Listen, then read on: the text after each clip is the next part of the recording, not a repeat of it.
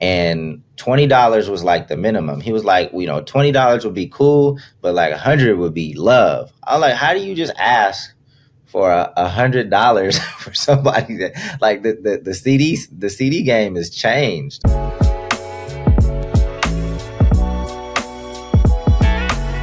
What's going down? It is the At Odds podcast, aka the home to Dame's rants, because he's got a couple today apparently, so I'm looking forward to that. Before we get into the rants, definitely, if you have not yet gotten your music distributed, if you want to try a different distributor with potentially more stores and more platforms, then check out tolost.com. Use the code ATODDS and it'll be free. You can upload as much music as you want for 3 months and it'll stay on these platforms, even if you decide not to renew your membership. And, there's no downside to it from what I can see, and it helps us. So if you like our platform, sign up. Even if you don't think you're going to upload music, just sign up. You never know. I would just start putting, especially if you're a producer, just put some beats up and see where it goes, because you might find a new lane for your music. You might find new fans and a new community that way. Yeah, I would check it out because, one thing that Tolost does, there's a lot of things that wouldn't be like huge features to like talk about. I mean, we have some of those too, but it's some of the little things, right? Like other distributors, when you split payments with collaborators, all the collaborators need to have a paid account. With Tolost, you can split money with your collaborators and you can have a free collaborator account. So your collaborators don't need to pay to be on the platform. And that's a bit of a pain point that sometimes people run into with collaborations. And then your collaborator didn't know that they would have to have a paid account. So it's little things like that I think we've also kind of, helped with for artists. So definitely check it out. Log in. I think I mentioned last week we released a new update. So it looks better, feels better. There's more stuff on there. So just log in and explore. I would say a nod to producers as well. Like I've been listening to a lot of like producer packs or like producer playlist lately, or songs that sound similar. If you're a producer and you have a bunch of beats, upload them and then create themed playlist with songs that sound like yours or just all your songs.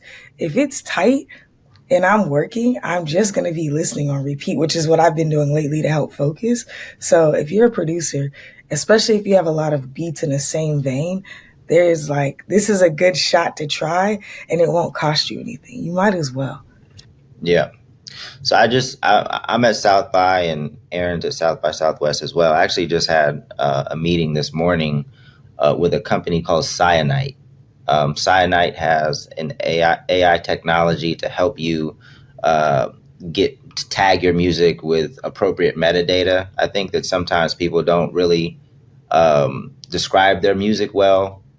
They don't really know, they're not good at describing their own music. So sometimes the guy told me that some artists use the platform just to upload their music to get appropriate metadata from it, so that then they can then more appropriately like pitch for Spotify for artists or just other opportunities. So check that out when you get a chance. It seemed pretty cool. I'm gonna download their app and check it out myself.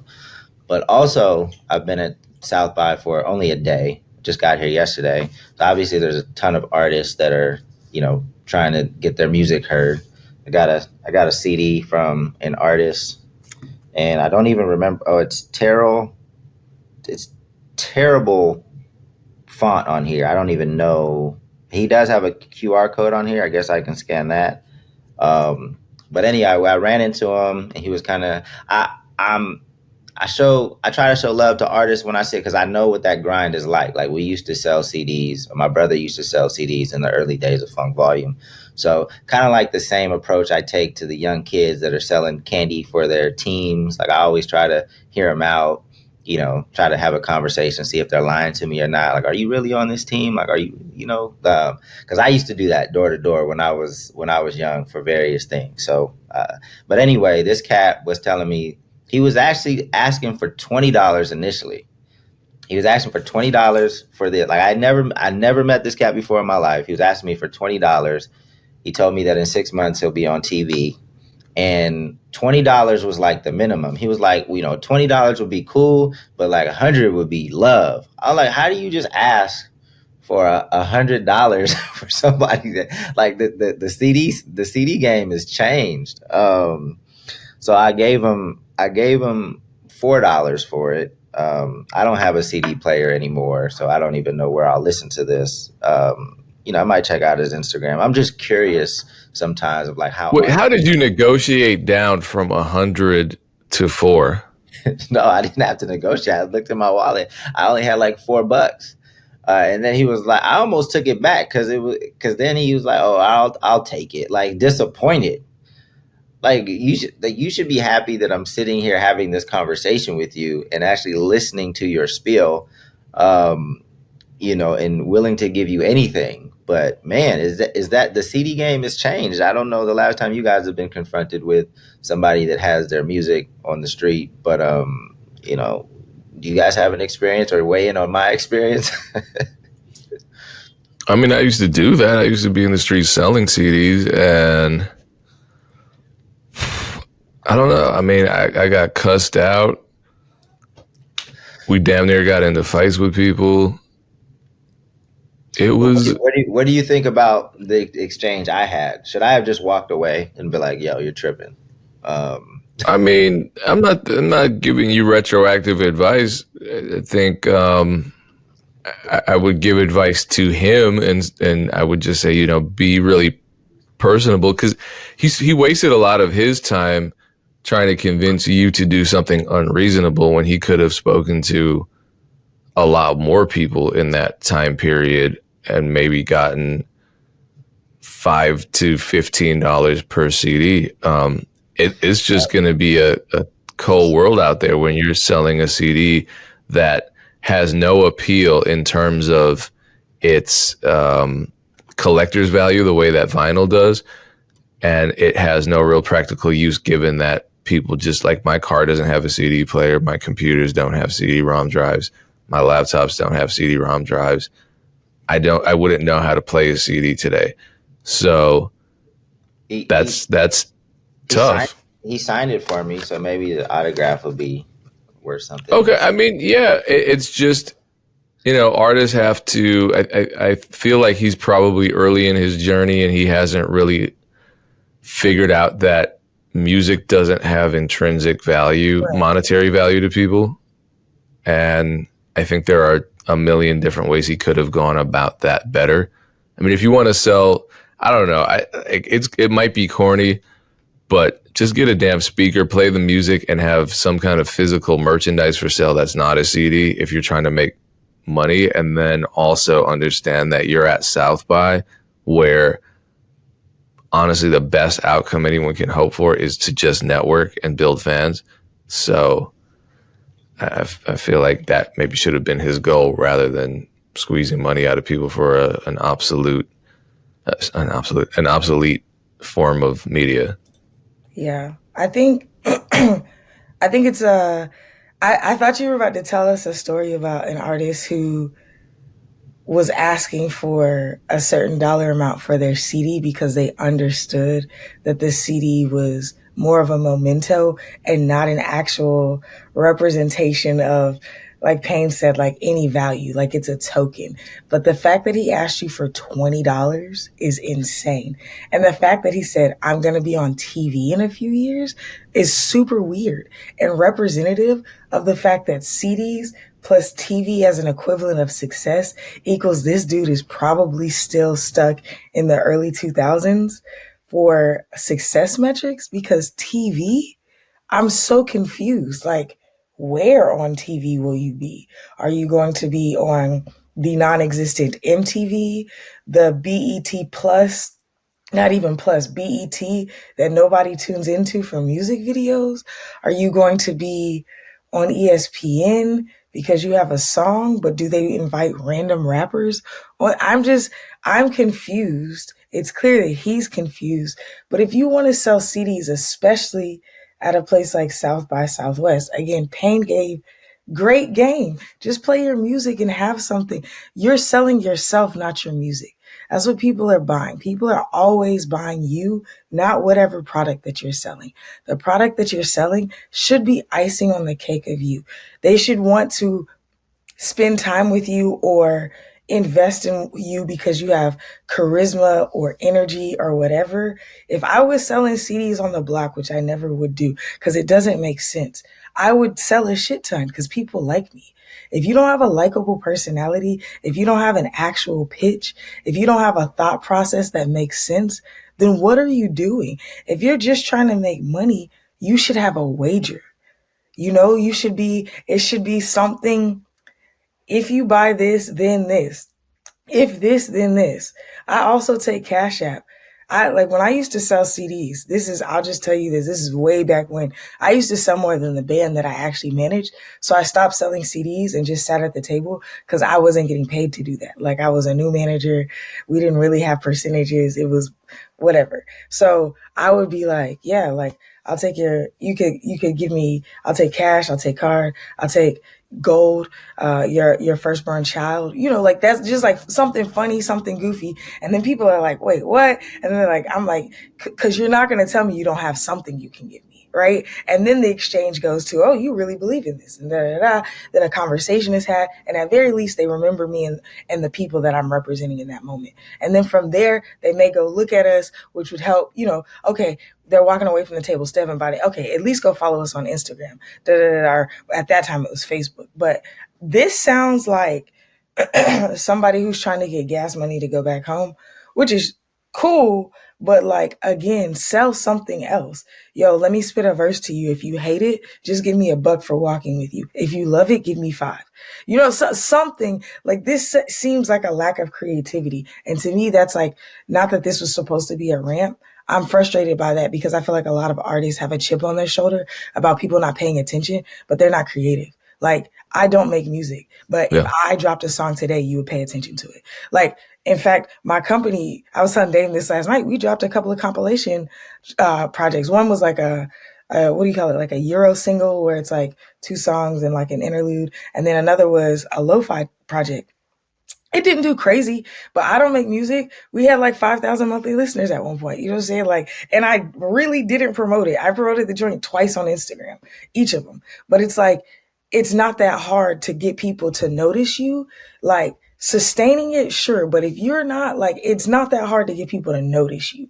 And if you're trying to make a little bit of money, a decent sales pitch will take you 10 minutes on YouTube watching 3 different videos about how to hook somebody. It's not that deep. And if you are a good storyteller, which does take a little bit more time, which I think is why I win. If you're a good storyteller, you can almost get anybody to pay attention to you for longer than a few seconds. And that's when you capitalize on the sales pitch. So y'all need some creativity. And I'm saying y'all because even though he's selling CDs and that's whack, I feel like a lot of people on the internet like to complain about nobody's paying attention to them, or they just need a good manager, or if the right person, we get it in the comments. Somebody's like, I just need somebody who's willing to work hard and believes in me as much as I believe in me. You don't really believe in yourself. I promise you, you don't really believe in yourself. I mean, the thing with that is comments. People, they say they hustle and they actually don't. And then the people who, dip their toes in the hustle. I mean, I don't know. I'm not talking about the guy that sold you the CD, but there are people who are doing work. So they're like, okay, this is the hustle. And then it came with, their hustle came with no charisma and no creativity. It's just mindless work, like standing somewhere, CD, CD, CD. That doesn't work. And people get upset about that. It's always like, oh, why? It's only the popular people that people like. Yeah, I'm sorry. They have charisma. It's only the artists that have a gimmick. It's not a gimmick. It's that they know how to hook people and they know how to communicate with people, whether they're genuine or not. But take a page out of their book. It's like, why when I go to the club, I don't get no phone numbers, but the guy that dances and is having fun and is buying people drinks, he gets all the phone numbers. Well, you just answered your own question. Yeah, creativity and charisma, the 2 C's. And then that leads to communication, another C, and then building community. And I think consistency, if we throw consistency in there. Like, I'm hoping that the dude, even though he felt rejected by Dame, I hope his feedback loop was like, this doesn't work. What's the next thing to do? Because that's the thing. A lot of people are like, they hear us say this doesn't work, and they get upset. A lot of things don't work. I try shit all the time, every day, all the time. A lot of stuff does not work. And then when it works, it really works. Or when it works, you're using the feedback from that situation to add more to it. So like, yeah, good college try. That shit sucks. Let's try something else. Yeah, this was pretty bad. Like, the presentation was bad, the pitch was bad. So I had Brandman Sean on Two Lost Office Hours this past Monday. And we talked about just the lack of creativity. There's a lot of music out there, but there's really not that many artists that come up with like cool and creative concepts to get their music out. Like, it's kind of hard. It would be hard for me, once you get past like the La Russells and, people that we kind of know, like, there's not that many artists that I'm impressed with from a marketing perspective. Like, oh, that's creative. That story's interesting. Oh, what they're doing is unique. So I think even though there is a shitload of music that comes out these days, if you think a little bit harder how to stand out, you give your music a much better shot. And there's not that many artists that understand that. So you can stand out. I have a rant. I don't know if either of you, and this rant leads to a question that I want to ask, especially producers, but I'd say managers, artists, everyone. I don't know if you guys saw the backlash that Questlove was getting for his recent booking on the Roots picnic. You know what I'm talking about? No. So they have an annual event, and everyone who listens to the Roots likely knows their music and their catalog. All right, you want to sing now? Come on, man. You need to be at South by selling CDs to Dame for $100. He's not happy about that. I like the Roots music quite a bit. And I think a lot of festivals start with their flagship artists in a certain culture, and then that evolves over time. So they've been booking all kinds of music for that event for years. But people have a special hatred for Sexxy Redd. And she just got booked for the Roots picnic. And the backlash was crazy. Now, I play Sexxy Redd's music. People love it. It's not shocking to me as an adult. When I survived the Two Live Crew era, I'm a sexually active adult. I listened to Slick Rick's song Adults Only all the way through once. But there's something about Sexxy Redd that gets people really angry. And I'm personally kind of neutral on her. I don't think the majority of musicians on the planet make that positive an impact on the world. I think very few musicians do. And there are definitely exceptions, and I love those artists. When you're talking about changing the world, even if an artist makes a positive song, I don't put them on like Angela Davis or Bell Hooks level. They made a positive song. Now, Questlove's been getting criticism for booking Sexxy Redd, and this is a concert, a festival that's included Lil Wayne, 21 Savage, Rick Ross, Snoop Dogg, Kevin Gates, Dipset. They all make sexually graphic music. I used to listen to a lot of one of these artists in particular who promoted, I don't know, people always censor this term on YouTube. Maybe there's a reason. SA, against children even. And there was not a backlash when that male artist got booked for the event ever. I mean, we all listened to that, all that music. What was it? Vacate the building or the apes will come and are your children. No backlash. I didn't even hear people, like when I heard it, I was a young kid, but my reaction was like, damn, but no one else was reacting to it. Sexxy Redd says, my booty hole brown, and it's the end of the world. And there are a few articles about this, including one in Vibe magazine that reads, others tagged Questlove to ensure he was aware of their disappointment with one follower writing, "Quest love. Sexxy Redd is not somebody we want to see. She's pushing an agenda that does not represent the Black women in a good light. Please reconsider." Again, if you don't have a problem with the line, your mom's mobbing and wording her, Saudi Arabia, but you have a problem with Sexxy Redd saying "come suck a bitch toes" to the point that you're spending your energy complaining about this, I think. Wait, who said the prior thing? And are they on the bill? Yeah, they've been on the bill a couple times. Who said? But that was a Cameron line. I listened to pretty much every Cam album. There were a lot of lines that never got any sort of attention for being controversial. But Sexxy Redd talking about her body, it's a problem. And I'm not saying Sexxy Redd is changing the world. Like, she's making sex, party, and bullshit music like damn near everybody else.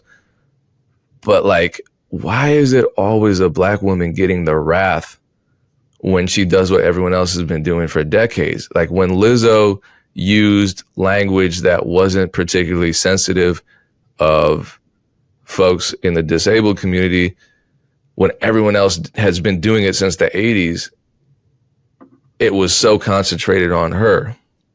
And I'm not saying don't hold people accountable, but like, you remember Two Live Crew, right? This was the very early 90s. What'd they say? Lick my ass up and down to, you know what I'm saying? Compare that to my booty hole brown. This was decades ago. I don't understand what the backlash is for her in particular. Now, I don't want to like, but let's be honest. There was backlash against. I check out all music like this. I don't care who's like. It's not my thing. But I also think that there are just bigger battles to fight. Like I mean, if I had my way, I would. If it was easy to fix, like, hey, you probably shouldn't be talking like that. But there's just bigger battles to fight for me, and that's not the type of music I listen to. So I kind of just check out. But I don't think we're being honest if we're saying there was a lot of backlash against Two Live Crew, for sure. Like, but who was it from?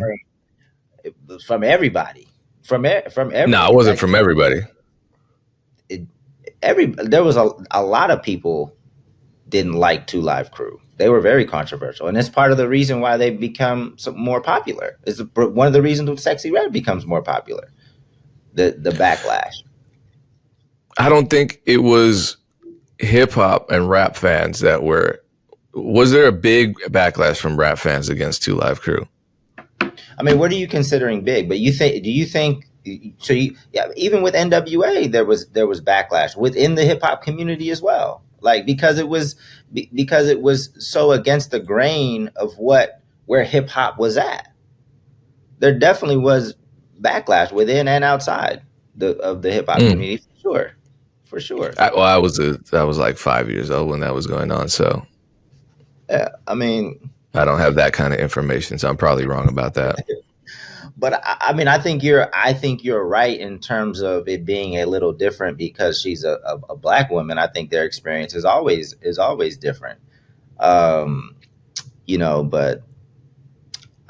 I check out. Like I just don't like any of that music, whoever it's coming from. So you don't like Ski or Fuck My Baby Daddy?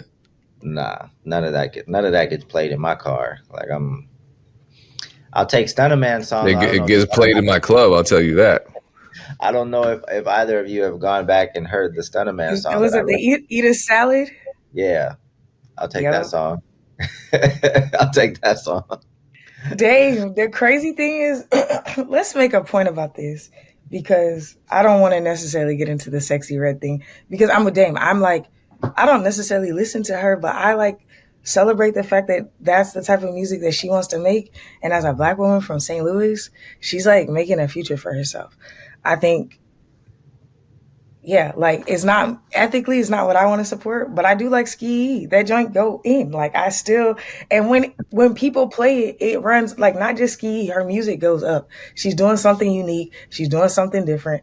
It's okay if you don't like it, but you don't have to come against her. That's what I think that people don't know how to delineate. This isn't for me. Therefore, it's like they think because it's not for them, it shouldn't be for anybody. Like if you don't want your kids listening to it, then don't let your kids listen to it. If you don't want to listen to it, don't listen to it. If you don't want to be on her Twitter, you shouldn't be on her Twitter. Just don't go on her Twitter. Do you know what I'm saying? It's just like, I don't understand why people feel like their moral superiority has to be reflected on the way that the world receives things. But to the Eat a Salad song, Dame posted it and I was like shook because it's respectfully trash, in my opinion, right? Like it's not a good song.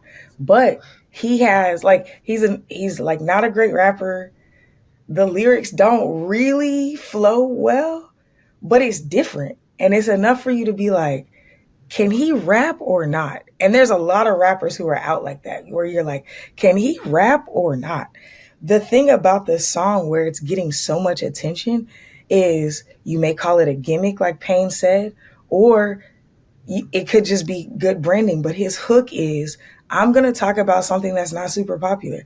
Everybody's smoking, drinking, destroying their bodies. I'm telling you, go eat a salad. You know what I'm saying? So it's like, I don't like the song, but I really respect what bro is doing. Same with Sexxy Redd. I don't really like the modality that she's choosing to take. And I think as a Black woman, it could be seen as destructive.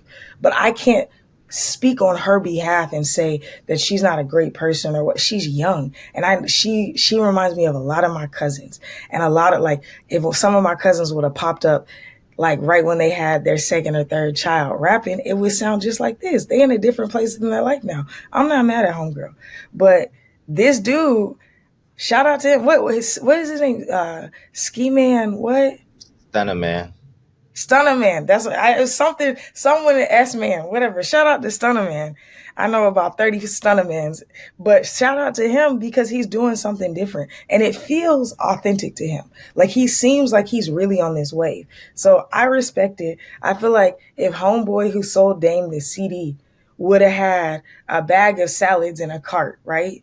I probably am not going to buy a salad off of a stranger, but just the fact that he has something to continue the story. Like I got a song out like called Eat a Salad. I'm giving out free salads to everybody who buys a CD from me. Or I'm giving out free salad stick, or I'm giving out coupons to Kava if you buy a CD from me, because I want to encourage you to go eat clean. Do you know what I'm saying? Y'all, like, it's not that complicated, but I'm with you, Dame. I know you want to talk about the song, but I think it's trash, but I love it. Like, at the same time, it's like, I do not like the song, but I think the dude is really keen to, like, leaning into how can I find my audience? How can I separate myself? And I really respect it. Yeah. Well, okay, so my bad. Go ahead, Dan. Nah, so I mean, I don't know. To be honest with you, I haven't really, like, sat and kind of listen to the quality of the song. Like I rock with the message so much that it's going in my story a lot, especially as I post my check-in workout videos. Like it's definitely going to be in a lot of those. I like the message, and he definitely is authentic because when you listen to, like, he talks about REM sleep and like a lot of different things that he definitely either it's authentic or he's done a lot of research. There are a couple of things in there I was like, well, that's not 100%, but it'll work in the song. Like, let's,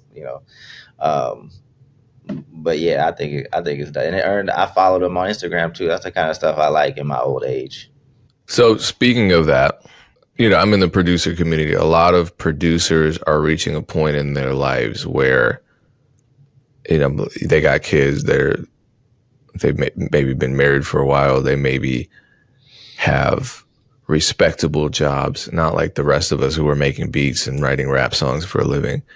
And they're not necessarily listening to the Sexxy Redds or the Destroy Lonelys or whatever's current. And as a result, I think if you listen to rap music 10 years ago, and I think it's really easy for you to take a 10-year gap from listening to current music, because you can just listen to your Spotify playlist of all 90s and early 2000s music and really isolate yourself musically, because nowadays we're not dependent on MTV and radio, these non-interactive services for music discovery where they're playing us music rather than us self-selecting. And So yeah, I think there are people who for the past at least 10 years have just not exposed themselves to new music, either by choice or just by habit. And a lot of them are music makers themselves. And then they jump out on the scene and listen to something, or their kids are listening to something. And they're like, what is this trash? This isn't music. And in the producer community, especially, you see a lot of folks, and they tend to be, of course, naturally, they tend to be older folks, 35 years old and up, more like 40, 50 and up. The crazy thing is hip hop hit 50 years. So you have a lot of people who have been involved in hip hop for a long time, for decades and decades. I always looked at where hip hop came from, especially rap music, and how much backlash it got just for being what it was. Sonically, people hated it. In the mainstream American culture, they hated the image, they hated the sound, they hated how it was made. They didn't like the turntablism. They didn't like the percussive nature of it. So I briefly, when I was a kid, I was one of those hating ass hip hop heads where I was like, oh God, Cash Money. Nah, I can't listen to that. Now I'm like, man, Back That Ass Up is a classic. And people regard it as such because I think people, they mature and then they look back and they're like, nah, you know what? That was a great beat. That's a dope song. Juvenile could really rap. And we admire what that song meant to his region.